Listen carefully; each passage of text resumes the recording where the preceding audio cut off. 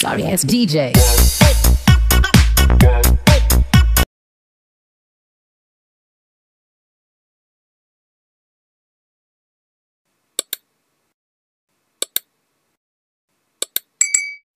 Hi friends, ఈరోజు recipe వచ్చి చిన్నపిల్లలకి ఉక్కురు పిండి ఎలా చేస్తారో చూపిస్తాను చూడండి.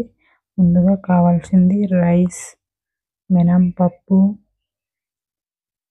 శనగపప్పు, పెసరపప్పు, ఎర్ర కందిపప్పు, కందిపప్పు, శనగలు, మినుములు, తొక్క మినపప్పు, జీడిపప్పు, బాదం పప్పు, వీటన్నిటిని బౌల్లో వేసుకొని కడుక్కోవాలి. శుభ్రంగా కడుక్కొని ఒక గంట నానబెట్టుకొని దీన్ని ఎండలో ఆరబెట్టుకోవాలి. ఒకరోజు కానీ 2 రోజులు కానీ చక్కగా ఆరబెట్టుకోవాలి. ఆరిన తర్వాత ఈ విధంగా అన్నీ ఆరబెట్టుకోవాలి. చూడండి, చక్కగా డ్రై అయ్యాయి. అయిన తర్వాత దీన్ని మరి కొద్దిగా స్టవ్ మీద కడాయి పెట్టుకొని వీటన్నిటిని మరి కాస్త డ్రై చేసుకోవాలి. స్టవ్ మీడియంలో పెట్టుకొని ఇంట్లో ముందుగా 1 టీ స్పూన్ జీలకర్ర, 1 టీ స్పూన్ వాము వేసుకొని మంచిగా ఫ్రై చేసుకోండి. ఇవి ఫ్రై అయిన తర్వాత వీటిని తీసి పక్కన పెట్టుకోండి. ఇదే విధంగా జీడిపప్పు, బాదం పప్పు కూడా వేసుకొని ఇవి కూడా కొంచెం ఫ్రై చేసుకోండి. కొంచెం ఫ్రై అయిన తర్వాత దీన్ని కూడా తీసి పక్కన పెట్టుకోండి. ఈ విధంగా అన్నీ తీసి పక్కన పెట్టుకోండి. మనం ముందుగా డ్రై చేసుకొని పెట్టుకున్న వాటిని కూడా అన్నీ వేసుకోండి. ఈ పప్పులన్నీ ఫ్రై చేసుకోవాలి. ఇది మొత్తం మీడియం ఫ్లేమ్లో పెట్టుకొని అన్నీ బాగా కలుపుకుంటూ ఫ్రై చేసుకోండి. ఈ విధంగా అన్నీ బాగా ఫ్రై అవ్వాలి. పప్పులన్నీ ఫ్రై అయిన తర్వాత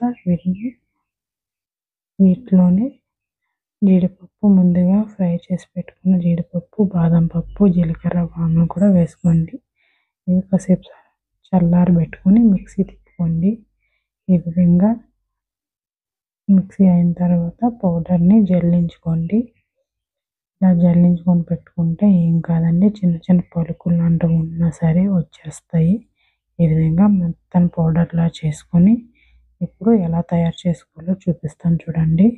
ముందుగా స్టవ్ పెట్టుకొని దాని మీద చిన్న గిన్నె పెట్టుకొని దాంట్లో 1 గ్లాస్ వాటర్ వేసుకోండి. నేను మా బాబుకి అయితే 2 స్పూన్స్ తీసుకుంటున్నాను. మీకు ఎంత కావాలో అంత తీసుకొని దీన్ని వాటర్ వేసుకొని మొత్తం పల్చగా కలుపుకోండి. చూపించిన విధంగా మొత్తం పల్చగా కలుపుకోండి. ఇలా కలిపిన తర్వాత ఈలోకి వాటర్ వేడయ్యాయి. దాంట్లో ఇవి వేసి మిక్స్ చేసుకోండి.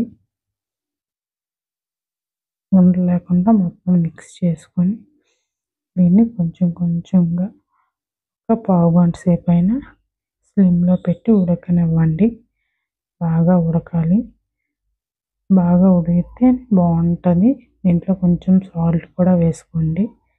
వేసుకొని కలుపుకోండి. బాగా ఉడికించుకుంటే పిల్లలకి కడుపు నొప్పి అలాంటివి ఏం రావు.